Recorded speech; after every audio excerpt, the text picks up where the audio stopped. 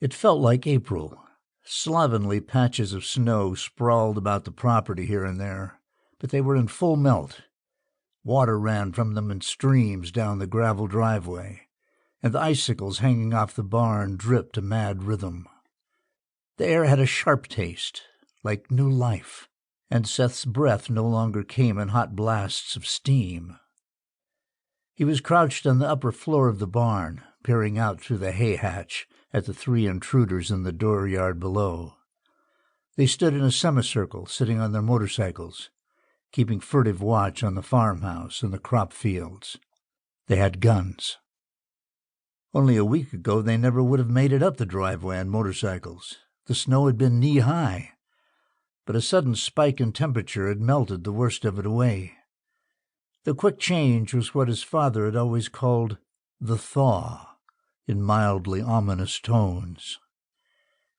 The fresh weather had put him in the mind of riding his bike or helping his father with the planting before school.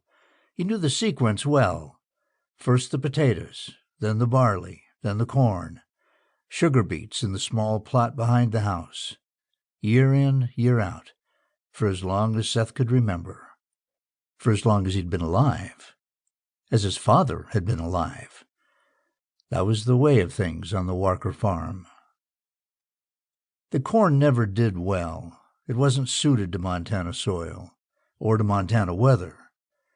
Corn belonged in flatter places with longer summers, but Seth's father had always tried. The sad and emasculated stalks that struggled out of the furrows never seemed to dishearten him in the slightest. A farm isn't a farm without corn, William Walker had proclaimed, and that had been that. Riding a bike on a breezy spring morning, sowing barley behind the cultivator blades, Seth supposed he would soon lose track of all those seasonal associations. Already they seemed a little foreign, a little backwards even, like planning your summer vacation in a September classroom. But he held on to them for now, and as such felt dismay when he looked at last season's crops, bathed in frost and bent under the cold. They were hard gray husks gone to waste, dead as his old man, dead as the whole farm, dead as the whole world for all he knew. He wanted to crane his head around and look at them now, but he didn't dare move. They might notice. Rapid peripheral movement had a way of drawing a predator's eyes. Seth was a thin boy, underfed and big-eyed. It had been a long while since he'd bathed, and his hair was too long and tangled with burrs. It was wheat-colored when it was clean, and butterscotch-colored when it wasn't. Right now it was somewhere in between, because he tried scrubbing it out a few days before with rainwater and laundry detergent. A cold rain had poured all yesterday, and now the sky was a deep and radiant blue. The grass around the farm was beginning to stir, stretching out after a long winter's sleep, perhaps looking about in astonishment.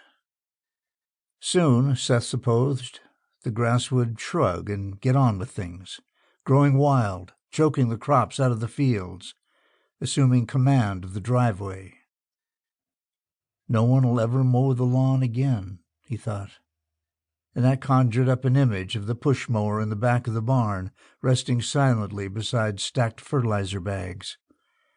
He'd siphoned out most of its fuel to start fires this winter, and during one long, frightening week in which a dozen dead had congregated outside, he unscrewed the lawn-mower blade and used it to hack up an old pig trough for firewood.